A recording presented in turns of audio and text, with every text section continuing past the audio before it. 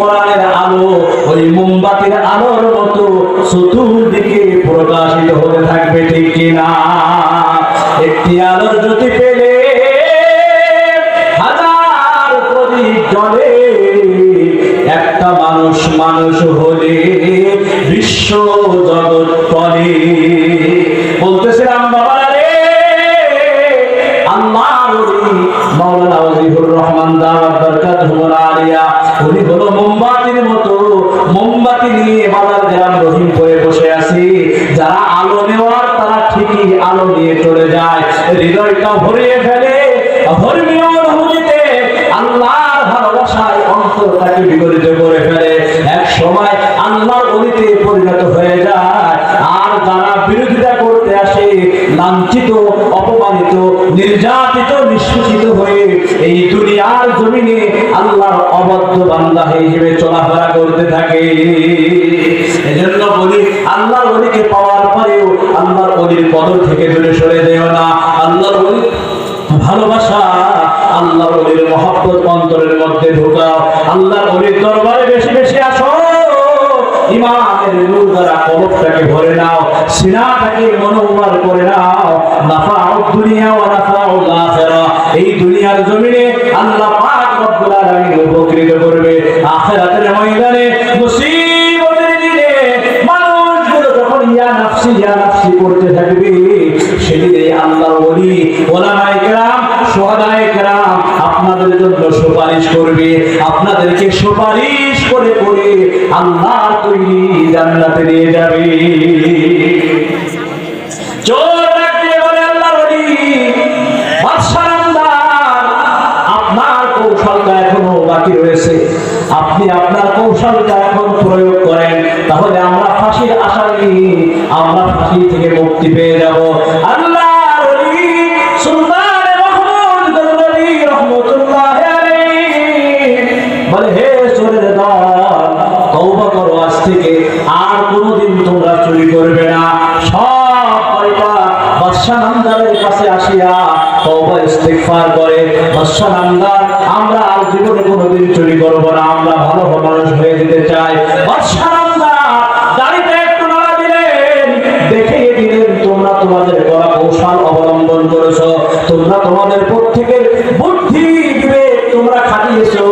আমারটা বাকি ছিল, আমি আমারটাও নাড়িয়ে দিলাম। তোমরা তোমাদেরকে ফাঁসির আদেশ থেকে মুক্তি দিয়ে দিলাম। তবে তোমাদেরকে বলতে চাই, আর কোনোদিন তোমরা এই চুরি চামারের সাথে অংশগ্রহণ করতে পারবে না। মুসলমান ভাইয়ারে আমার, আল্লাহর ওলির সহবতে আসার কারণে, আল্লাহর ওলির সাথে থাকার কারণে, সুলতান মাহমুদ গজনবী রহমাতুল্লাহ আলাইহির সাথে থাকার কারণে চার চোর সোনার মানুষে পরিণত হয়ে গেল।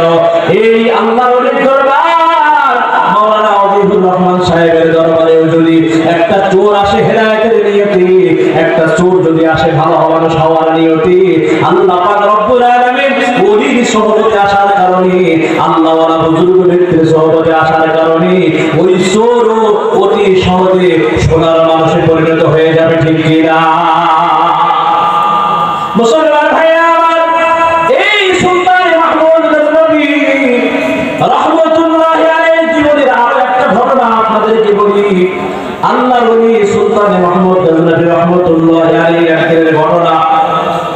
আল্লাহর ওলি দরবারে এক মহিলা এসে বলে, আল্লাহর ওলি, আমার ঘরে আমার পুত্রবধূ আছে, আমার পুত্র সন্তান বাহিরে কামাই রোজগার করার জন্য গিয়েছে, আর কিছুদিন পর পর একজন ধর্ষক এসে আমার বৌমার উপরে অত্যাচার করে, আমার বৌমার উপরে জ্বালাতন করে, নির্যাতন করে, আমার বৌমার ইজ্জত লুণ্ঠন করে। ওগো বাদশাহ নামদার, আমি আপনার কাছে বিচার দিয়ে গেলাম। আল্লাহর ওলি সুলতান মাহমুদ গজনবী রহমাতুল্লাহ আলাইহি আল্লাহর বান্দাই ওই বুড়িমাকে ডাক দিয়ে বললেন, বুড়িমা, তুমি যাও, আজকে থেকে তুমি নিশ্চিন্তে তোমার বাড়িতে ঘুমাও, ওই ধর্ষককে ধরার দায়িত্ব আমি নিয়ে নিলাম। আল্লাহর ওলি সুলতান মাহমুদ গজনবী রহমাতুল্লাহ আলাইহি রাতের আধারে প্রতিদিন ওই বুড়িমার ছাদের উপরে অপেক্ষা করে, আর অপেক্ষায় অপেক্ষমান থাকে কখন জানি ওই ধর্ষক ব্যক্তি আসে সেই চিন্তা চেতনায় আল্লাহ নবী সুলতানে মাহমুদ গজনবী রহমতুল্লাহি আলাইহি অপেক্ষায় অপেক্ষমান থাকলেন। একদিনের ঘটনা, সুলতানে মাহমুদ গজনবী রহমতুল্লাহি আলাইহি বাড়ির ছাদের উপরে অপেক্ষমান রয়েছে।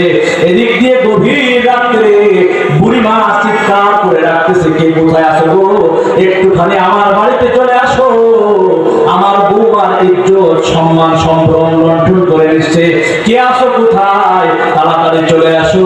মুসলমান ভাইরা আমাদের জমিনে, এই বাংলার জমিনে এমন ঘটনা ঘটে কি ঘটে না? ধর্ষক আছে না নাই?